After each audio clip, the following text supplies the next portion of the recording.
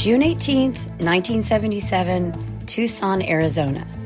39-year-old Chuck Morgan's body is found lying near his new car, 40 miles west of his house, 11 days after he disappeared.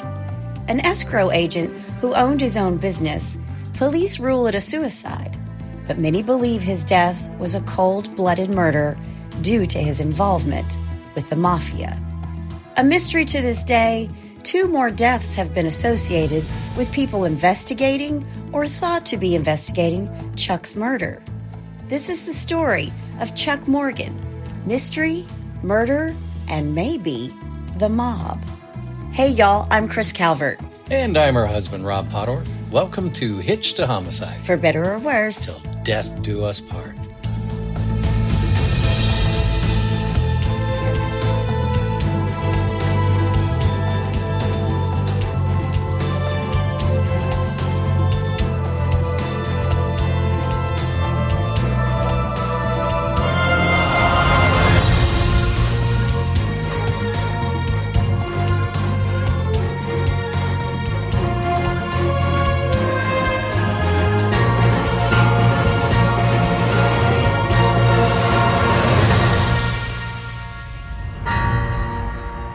Welcome back, everybody. Yes, welcome. And for our friends in the Indian state of Mizoram. Okay. Chibai. I like it. Yeah. Well, if you can't tell, Yes. Rob was sick last week, and guess who gave me his cold? The gift that keeps on giving. But So I've lost my voice. yeah, but she's been a trooper. She's pushing through. I'm pushing through. Yep. So just pretend that I have a very sultry voice today, a very sultry true crime voice today. Yeah, baby. We can both talk like that now. Okay. That's probably how I got the cold. Here we go. Wherever you're listening, be sure to like, rate, and review the podcast. You can subscribe to Hitched to Homicide on just about any podcast platform. Yep. We appreciate all your emails and your comments and your likes. And speaking of comments and appreciation, Yeah. we truly love and appreciate our true crime family. Yes, we do. The In-Laws and Outlaws. Yep. Go to Facebook and you can join. Yes. Lots of fun people in there. Yep. Today's case is so crazy. Rob's really going to like this one. Okay. Because he's been watching mob documentaries lately. Yeah, there's something just very interesting about the mob and the mafia that I have to watch every documentary, every film. Goodfellas is one of my favorite movies. Yeah. Well, we're going to talk a little bit about them today. All right. Before we get started, let me thank some sources: Cold Case Explorations, Reddit, Sword and Scale, Unsolved Mysteries, the Arizona Daily Star, the Tucson Citizen, and DonDevereaux.com. All right. Well, you ready? I am. Let's do it. Charles Curtis Morgan, Chuck, he goes by Chuck, Okay. is born on March 16th, 1938 in Everett, Washington State. All right. His parents are Leonard and Doris Curtis Morgan. Chuck will have a younger brother, Michael. Now, there's not a lot out there about Chuck's younger life and him growing up. We do know that he graduates from the University of Arizona, where he is on the rifle team. Oh, wow. He married Ruth Eileen Ostro in 1958, and these two would have 4 daughters. Okay. And I don't know when, but I think at some point around 1962, Chuck and Ruth settle for good in Tucson, Arizona, and Chuck begins working in escrow. He worked at Western Title, but he's going to be fired in January of 1977 after he has a personality clash with his supervisor. This is when he opens his own escrow company, Statewide Escrow Service, Inc. Okay. He's a 39-year-old guy, and just to clarify, escrow companies act as a neutral third party to collect required funds and documents involved in the closing process of buying property or a home, including the initial earnest money, the loan documents, and the signed deed. Sort of like when you sell something on eBay. Can you tell I looked that up just so I could get it exactly right? It was good. But something I didn't realize is that in the 1970s, Arizona had these really lax state laws that made it super easy to buy land through an anonymous trust account.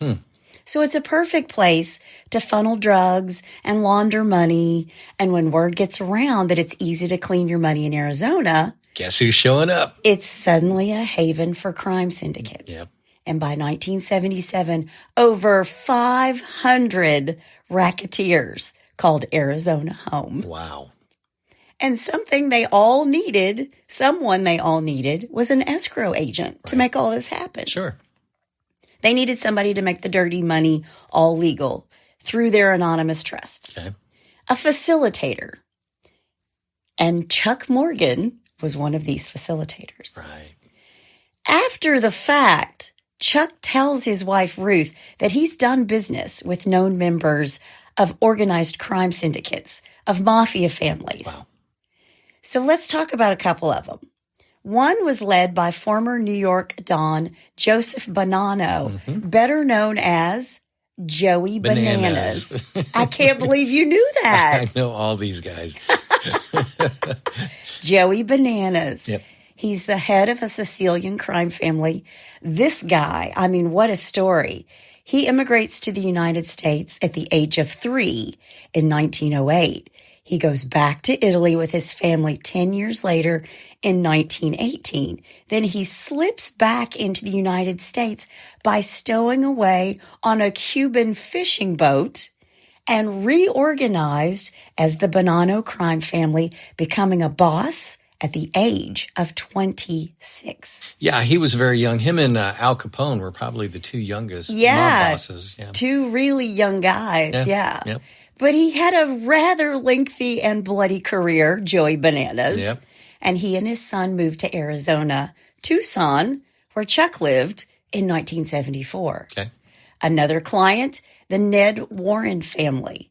Ned Warren Sr. was a convicted swindler known as the godfather of land fraud. He arrived in Arizona in 1961, reportedly sent there by New York underworld members just to develop a land fraud operation. Really?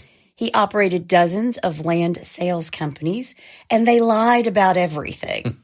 They misrepresented everything to the investors. They said that it was habitable and that there were paved roads and access to utilities. None of this was true.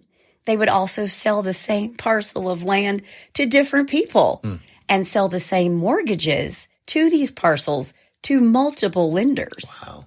Yeah. So mafia in real estate, that's it right there. Yep, yep. Now, because there's so many mafia guys in Arizona, all this influence leads to all these gangland style killings in Arizona. Yeah. One of the more famous being the murder of investigative reporter Don Bowles on June 2nd, 1976, when 6 stacks of dynamite were taped to the underside of his car on the driver's side, under the driver's seat. Let me guess, he didn't survive that. Ned Warren's gang was thought responsible for his death because he was getting too close to exposing them. And actually, you say he didn't survive it. He tried to get out of the car. He didn't have arms or legs, nothing. And he was able to talk to authorities before he died. I think he lived for 6 days. Wow. So these are the kind of families that they believe Chuck was helping. He's helping them transfer funds from cash into gold and platinum bullion. Wow. He would never go into specifics with Ruth because he thought the less you know, honey, the better off you're going to be. Sure. Chuck was also allegedly, and I say this allegedly because the United States government has never confirmed this, that he was working as a Treasury agent. It was thought that Chuck was to be a witness in a land fraud case that the state of Arizona was putting together. So he was kind of like a double agent. A little bit like a double agent. Yeah. Possibly. Yeah. Possibly. Not confirmed. Not confirmed. Yeah. On March 22nd, 1977, Chuck leaves for work that morning. He kisses his wife, takes his daughters to school, but Chuck didn't come home that night.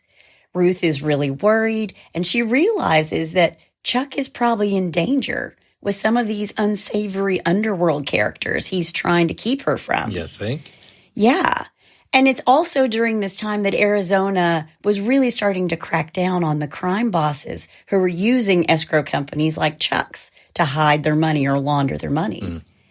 3 days later, on March 25th, 1977, Chuck stumbles home at 2 a.m. Ruth hears a thump at the back door. Okay. Quote, I was in bed and the dog started barking. I got up, went to the door and opened it, and there was Chuck. He was missing a shoe. He had one plastic handcuff around one ankle and zip ties handcuffing his hands. Wow. When he motioned to his throat and didn't say a word, I asked him, can you talk? Can you write? He shook his head, yes. So I went and got a tablet and a pen. He wrote that his throat had been painted with a hallucinogenic drug that could drive him insane or destroy his nervous system and kill him. Wow. I wanted to call a doctor and the police, but he was adamant that it would be like signing a death warrant for the entire family. End quote. Jeez. He also tells Ruth, I'd been kidnapped. I was tortured. So she desperately wants to call the authorities. But Chuck is like, no, honey. Yeah. No. Yeah. He won't even let her call a doctor. He's super clear. Nobody else can know what happened to him. Because if they let it be known, the whole family would be a target. Sure. So for the next week, Ruth dedicates herself to caring for the recovery of her husband. She's feeding him with an eyedropper. But even before he got his voice back, he started hinting that he had like a secret identity, like he was Clark Kent or David Banner. But Chuck was the secret agent for the federal government. And he wrote down to Ruth, quote, they took my treasury identification, end quote, and that he'd escaped his captors near the Phoenix Sky Harbor Airport. Okay. And according to Ruth, that was the first she'd ever heard of that. Yeah. Then he told her he'd been working for them for like 3 years. And it's true, he did indeed testify in an investigation regarding organized crime, but it's not really known if he was actually a treasury agent. Okay. So Ruth doesn't really know that much about Chuck's business. And honestly, what we know about this case is really mostly from Ruth herself. Right. Quote, Chuck mentioned to me that there was money laundering going on, but nothing that he himself was involved in. He told me, the less the girls and you know, the better off you will be, end quote. Okay. So after his kidnapping, Chuck took no chances. Right. He bought a .357 Magnum and wore a bulletproof vest everywhere he went. That's pretty much taking care of business. And he made sure he was the only one who drove his daughters to and from school. Because if you know anything about the mafia, Sure. You don't go after the person. You go after what the person cares about most. Exactly. And Chuck even called the school to let him know that only he could pick his daughters up. No one else can pick my girls up from school. He grows a beard to help hide his identity. He told his father that if anything happened to him, there was a letter that he had handwritten that would explain everything. To this day, this letter has never been found. Really? But 2 months after his first disappearance, Chuck vanishes again, June 7th, 1977. Okay. He went into work. He left and then called back to the office shortly before noon to say, I'll be there in 30 minutes. He was supposed to attend a Masonic meeting that night, but he never showed up and he never went back to the office. And that last phone call was the last time anyone ever heard from him. Really? A missing persons report was filed and a bulletin was put out by the Pima County Sheriff's Department. Now, Ruth is holding out hope that Chuck's going to show up shoeless and handcuffed one more time in the middle of the night at the back door. Right. But 9 days later, on June 16th, Ruth gets a mysterious phone call. An unidentified woman gives her a reference from the Bible. The woman says, Ruthie, and she says yes. And she says, quote, Chuck is all right. Ecclesiastes 12, 1-8. And then she hangs up. Really? Yeah. Wow. So what do we know about this Bible verse? Well, Ecclesiastes was penned by King Solomon, according to rabbinic tradition. He refers to himself as the teacher or the preacher in the book. It's really just a reflection of a mortal life, like a biography. And what the woman is referring to in her phone call is what's known as the concluding poem. Quote, "Remember your Creator in the days of your youth, before the days of trouble come and the years approach when you will say, I find no pleasure in them. Before the sun and the light and the moon and the stars grow dark and the clouds return after the rain. Men are afraid of a high place and of terrors on the road.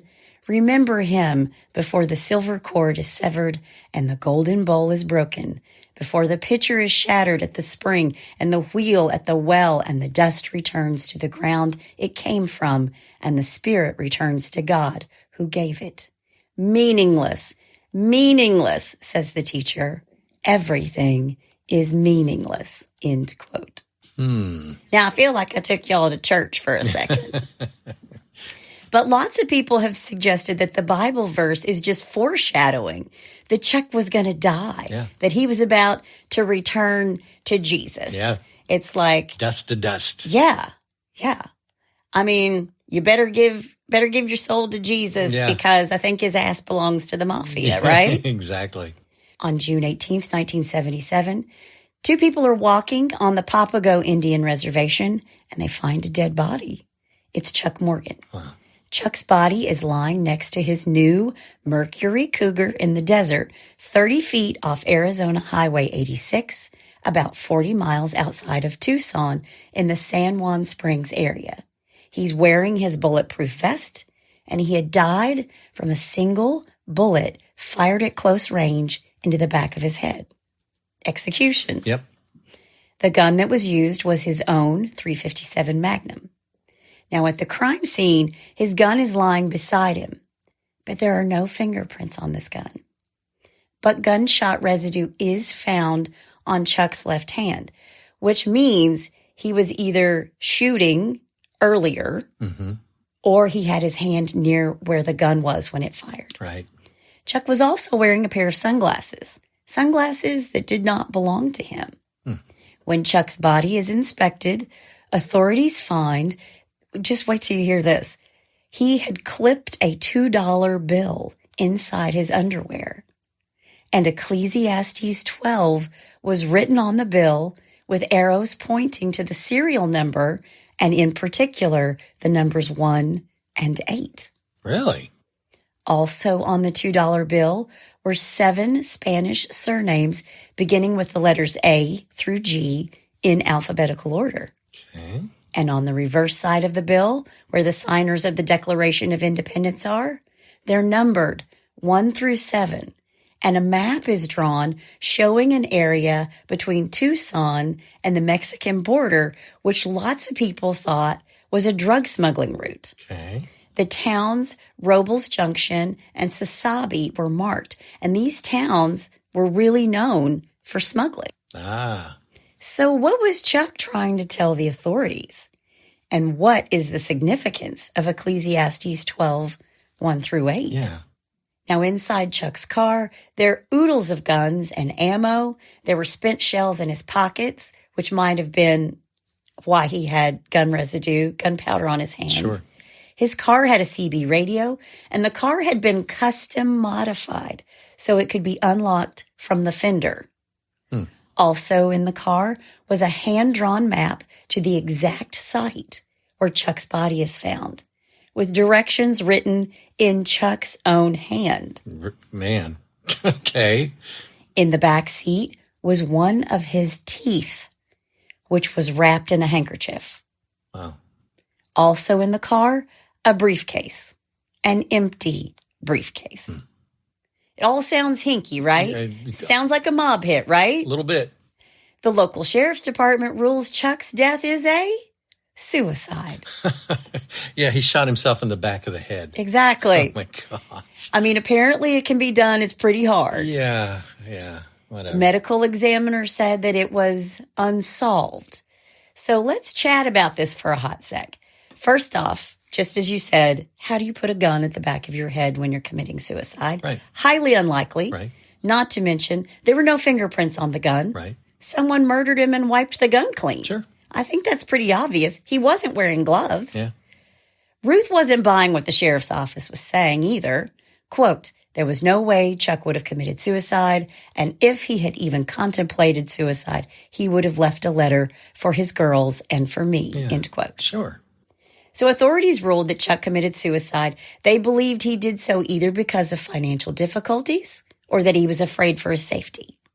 And according to Sergeant Joe Jett, the head of the sheriff's homicide unit in Pima County, quote, we have found no evidence that anyone took part in the death but himself, end quote. You know, if I were a betting man, I would venture to say that maybe the cops are on the take a little bit. I mean, this is the 70s. I mean, you know, there was a lot of corruption going on.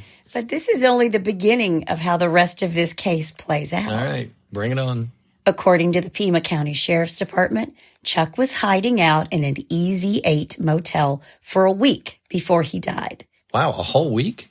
Yeah, a whole week. But remember, she said that he was missing. She went to authorities and said that he was missing, and they were looking for him. I'm trying to keep track of where everybody and what. Looking for him. So who knows if that's true or not. Okay, all right. Yeah. All right, I'm back. 2 days after Chuck's death, a woman calls the sheriff's department and said, I've got information on Chuck. She calls herself Green Eyes. Okay. Green Eyes says, I'm the person who called Ruth after he disappeared to let her know that he was okay. And says Ecclesiastes 12, 1-8. Right. She tells authorities that she met Chuck in the Easy 8 on the night he disappeared and that he'd shown her a briefcase that was full of money, mostly 20s and 50s, thousands and thousands of dollars in cash that he was hoping would buy his way out of a hit that was placed on his head. She says there's about $80,000 in this briefcase, and she tells police there was a $90,000 contract out on his life that escalated by $5,000 a day. Wow. Until somebody got him. Wow. Chuck told Green Eyes that it was in retaliation for testimony he'd given before the U.S. judiciary in Washington, D.C. Now, Green Eyes says that Chuck rambled a lot of the time that she was around him. Some of the time he was incoherent and didn't make a whole lot of sense. She said the last time she heard from him was a few days before he was found dead, when he called her around noon and asked her to call his wife and say, I'm okay. Tell her I'm okay. Okay. So this woman, Green Eyes, is saying that Chuck knew there was a hit out on his life. He came face to face with his hitman. He offered to pay him off instead of getting whacked. Right. But his killer must have taken the money and still murdered him. So for the hitman, it's a win-win. Sure. He's getting paid to kill Chuck, and Chuck was paying him as well not to take him out. He was double dipping. Double dipping. Yeah. 3 weeks after Chuck's death, his impounded car is broken into while it's in the possession of the police.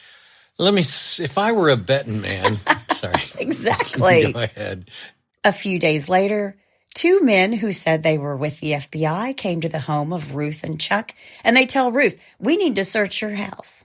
And I read in one source that they flashed their badges, but it was so fast that she didn't get a good look. Plus, she's a grieving widow. Sure. But these 2 so-called federal agents, they basically ransacked their home and walked away with nothing without telling her what they were even looking for in the first place. Really? Now, this whole mishigas intrigued a family friend of the Morgans, investigative journalist Dawn Devereaux. Dawn doesn't buy into the suicide theory either. Quote, I've never seen, in all my years as a journalist, a fellow take himself out in the desert wearing a bulletproof vest and shoot himself in the back of the head, end quote. Yeah.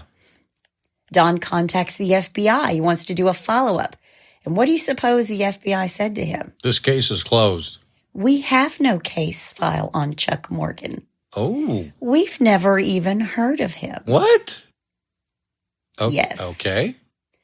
Quote, when I made a Freedom of Information Act request to the FBI, they'd never heard of Mr. Morgan, despite the fact they obviously opened an investigation, despite the fact the FBI interviewed Mr. Morgan's attorney. They were all over this thing like a blanket for a while, but now they've never heard of the guy. He never existed. No card, no file, no nothing. End quote. Wow. So if Chuck Morgan was doing undercover work for the government, Don Devereaux believes the clues he wrote on the $2 bill might have been an attempt to pass a code to the FBI. Quote, I think the $2 bill provided the basis for some kind of a code. What seemed to be missing, however, was the document that the $2 bill would unlock.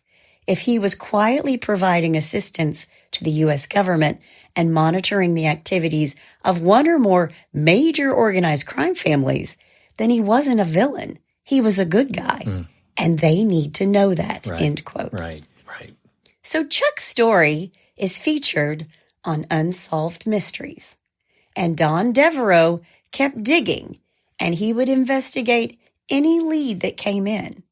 He'll later claim that he discovered evidence that Chuck was involved with money laundering, including Chuck's own records. So was Chuck murdered because he was involved with illegal activity, or was he doing secret work for the government? Because some people believe he was actually involved with his own money in money laundering. He was a part of it with the mob. Sure. Yeah. Now, a few months after this case aired on Unsolved Mysteries, a man named Doug Johnston is murdered. And who is Doug Johnston? Well, in 1990, he's a guy who works at a computer graphics company across the street from Don Devereaux. He drove a car that looked like Don Devereaux's. He shot to death in the parking lot across the street from Don's building. Wow. And many believe Doug was mistaken for Don. Yeah.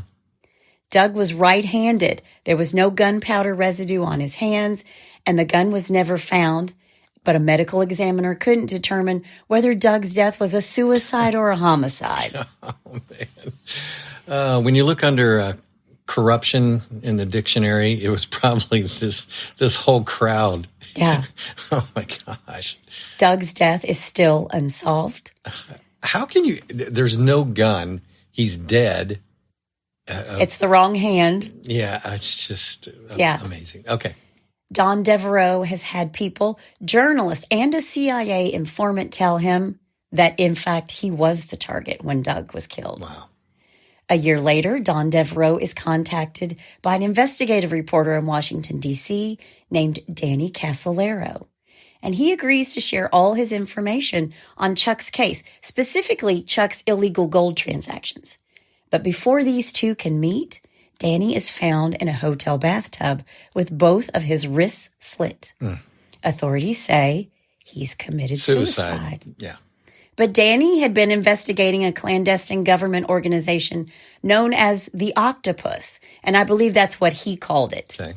And Danny was said to be close to breaking a case that may have implicated the mafia, Chuck, and government officials. His case records from his investigation have never been found. And during the inquest, evidence was discovered that suggested he was not alone at the time of his death, including bruises and missing fingernails. Wow. All the things that you do before you get into a bathtub and slit your wrists. Yeah. The crime scene was also cleaned, destroying potential evidence.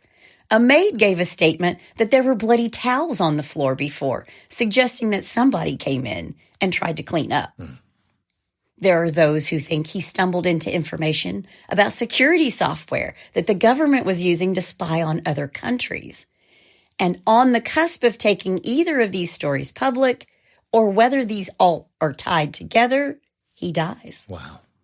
So we have rogue government agency theories and mob hit theories, or everybody's just committing suicide. And everybody's pointing to everybody else. Was Chuck working as a Treasury agent and an informant, or was he laundering money for his mob clients and himself? And who the hell is Green Eyes? Yeah. And why hasn't anyone ever done more with this $2 bill with all the names? Yeah. Was it a code? Was he crazy? Ruth said, quote, "They were trying to drive my husband committedly insane. They did not want him to open statewide escrow. He was a very strong man, a devoted and loving husband who did not stray. He was an orderly person. He wouldn't have waited 11 days to shoot himself, but if he had, there would have been a note to me and my children. I've lost a loving husband, a man who will never be replaced," end quote. Right. Wow. Ruth died of cancer in 2006.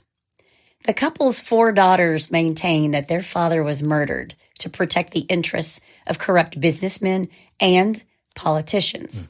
Quote, "My father had a lot of information about people here in Tucson that could have been very detrimental. There was a lot of information about politicians, people who are still alive that work in our government. He had that information, and they wanted to silence him," end quote. Wow. I think Chuck was involved in money laundering and the underground gold and platinum trade, and that he kept records that would have given the government cause to take down this crime family. Yeah. Whether that was Joe Bananas or Ned Warren or the CIA and our own government or the police department, who could say? Yeah. Or all of them. Or all of the above. Yeah. Yeah. Wow. Because they seem to want everybody who knew anything about this case dead. Although Don Devereaux is still alive. I believe he is still alive. Is he in hiding? I don't know, but he's been nominated for 2 Pulitzers. Wow. So what do you think? Was he part of the mob? Was he an informant for the government? Was he both? Did he just accidentally get in over his head? Yeah. Did he know way more than that? Has anybody ever looked into who Green Eyes is? Right. And where's that $2 bill? But that's the story of Chuck Morgan, and that's all I have to say about that.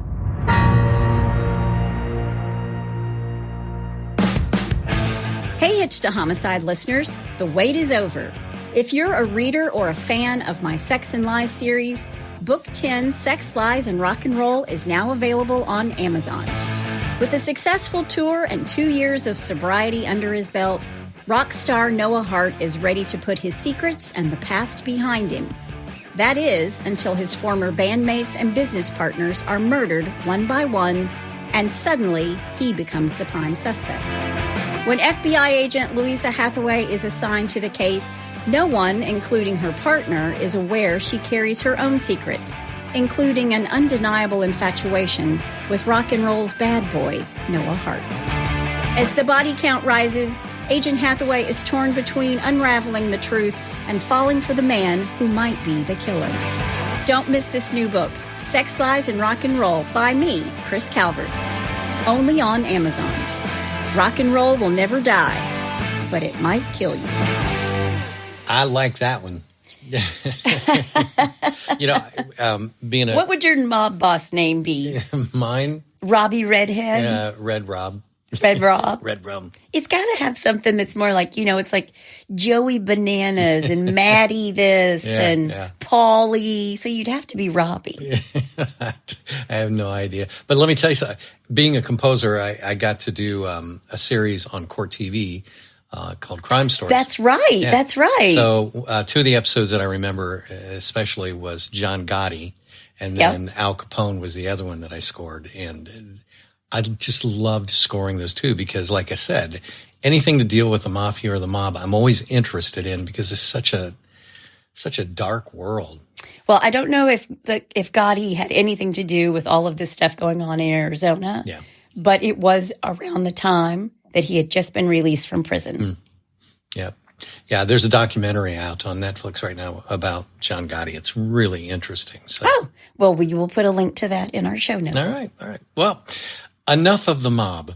Enough of the mob. Let's go on. And enough of my sexy, sultry voice. Everybody out there wants to give me a cough drop and a hot cup of tea. But I love that voice. Let's do a little Bless Your Heart.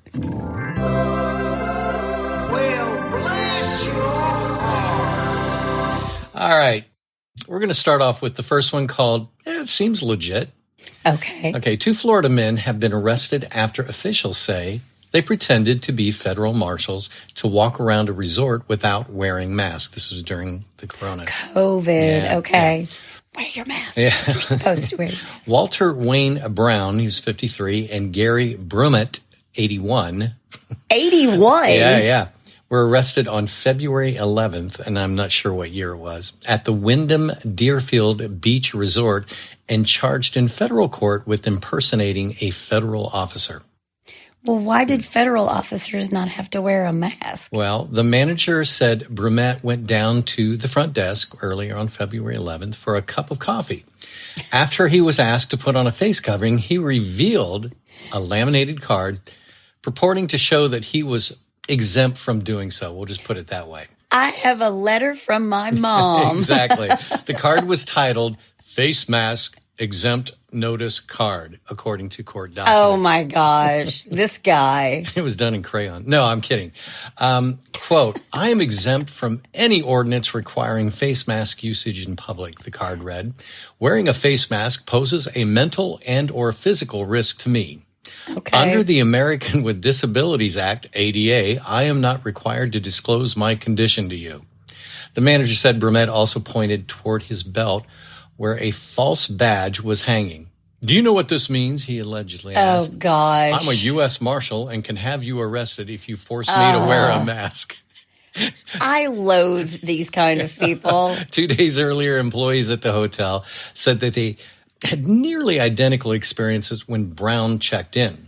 When Brown showed up a sans mask on February 9th, they handed him a face mask and asked him to wear it. But like Brummett, he refused and pointed toward his badge and laminated card. Do you know what this badge is? It's unclear whether Brown ever put his mask on, but the next day he returned to the front desk to extend his stay without a mask on. When the manager confronted him, he threatened to have the employee arrested. Oh, gosh. Yeah. After the interactions, the staff decided to call authorities about the suspicious behavior.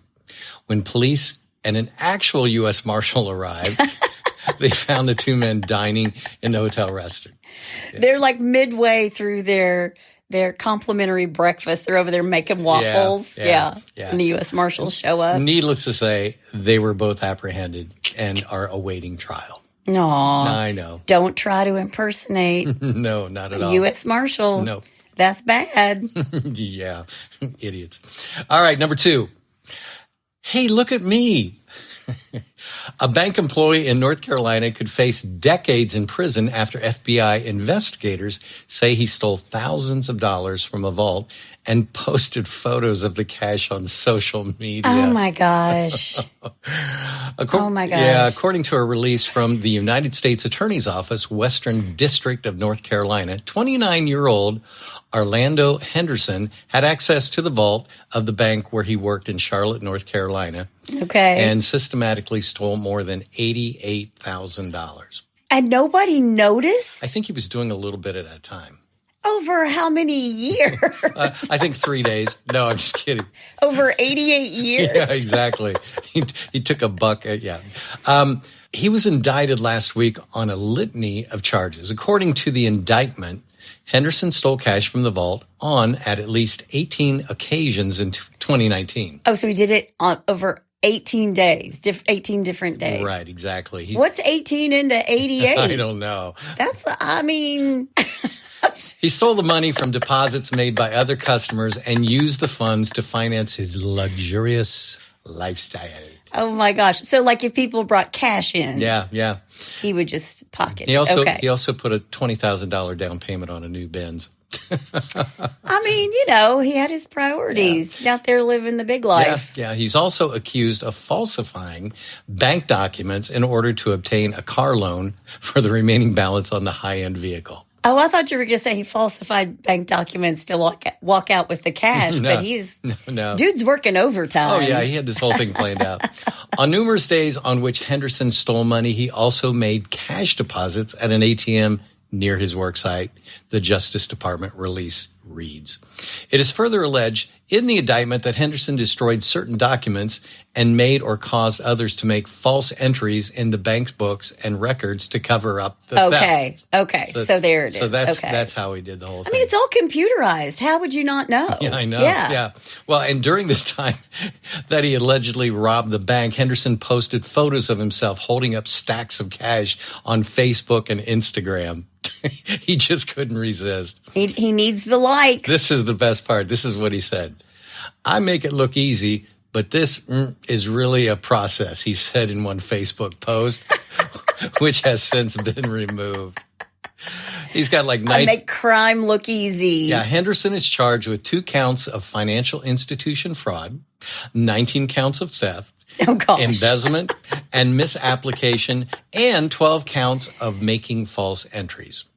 Yeah. The charges carry a maximum sentence of 30 years in prison and $1 million fine per count.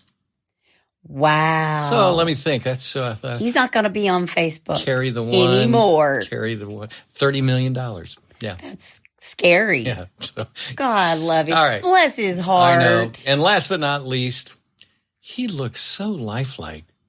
Oh, no. Most criminals don't leave an image of themselves behind at the scene of a crime, but police in California say that is exactly what happened when an artist was recently robbed. Okay. The sketchy situation began last week in Riverside, California, after a man approached a caricature artist and requested one of the cartoonish renderings.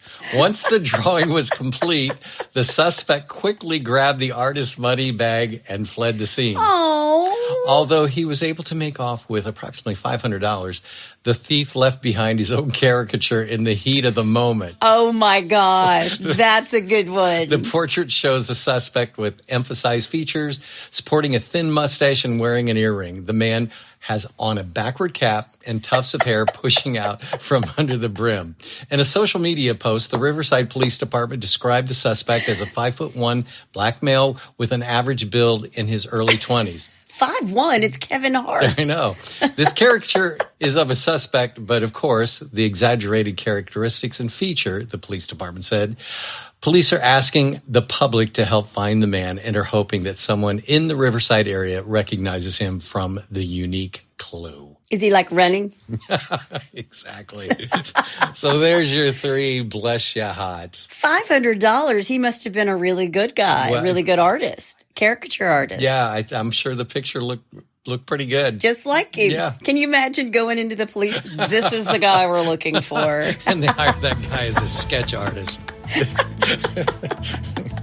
That's good. Yeah. Well, if you have a bless your heart or you know somebody's heart who needs blessing, all you have to do is go to hitchedtohomicide.com, where there's a pull-down menu, and you can also suggest a case. Yes, you can. That's all we have today. I apologize for my sultry, squeaky voice. That's my amazing husband out there. And that's my beautiful bride that pushes all the way through there. Join us next time on Hitched to Homicide. Bye, y'all.